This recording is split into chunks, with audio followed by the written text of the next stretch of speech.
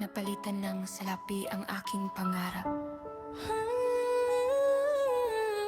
Malungkot, puno ng hinanakit, parang humahabol-gol habang nagsasalita.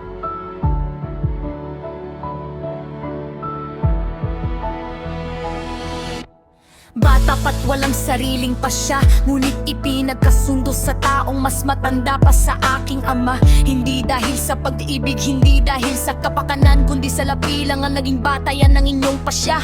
Puno ako ng pangarap, nais umunlad sa buhay, pag-aaral, magsisikap, matutong kumita ng marangalal. Sabi ko sa inyo, kapag may sariling lakas at kaisipan, kayo'y aahon sa hirap ay ilalayo't aalagaan. Ngunit hindi ninyo pinakinggan ang aking panalangin, tinakpan ng salapi ang inyong pandinig at damdamin.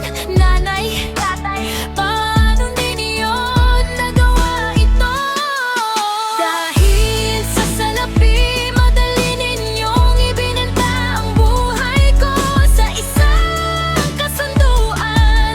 Naglaho ang lahat ng inaasam, ang pangarap na itinanim, biglang pinutol at nilimot. Nagdurusa ang puso, nasa kamay ng taong hindi ko ninais. Sa inyong atay naging kalakal sa inyong paningin.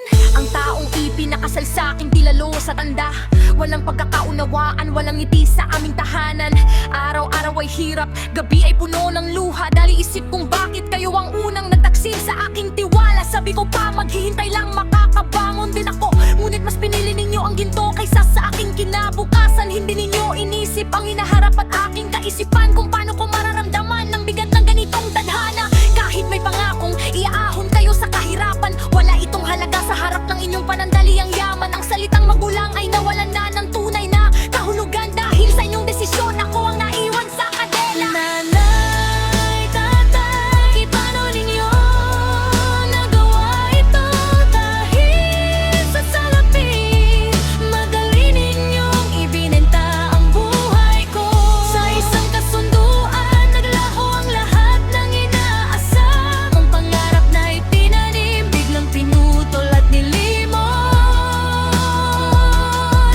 Nagdurusa ang puso, nasa kamay ng taong hindi ko ninais. Ang inyong anak ay naging kalakal sa inyong paningin.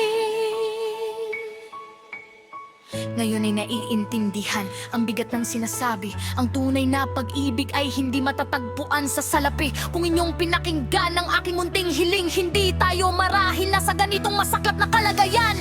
Ngunit ang nakalipas ay hindi na maibabalik. Tanging panangis ang nadira sa aking kalooban. Kahit nagtaksil kayo sa pangarap ko't pagkatao, nananatiling tanong sa isipan sa tuwing lumuluha. Nanay, tatay, kung inyong narinig ang aking pangako, matutuwa pa rin ba kayo sa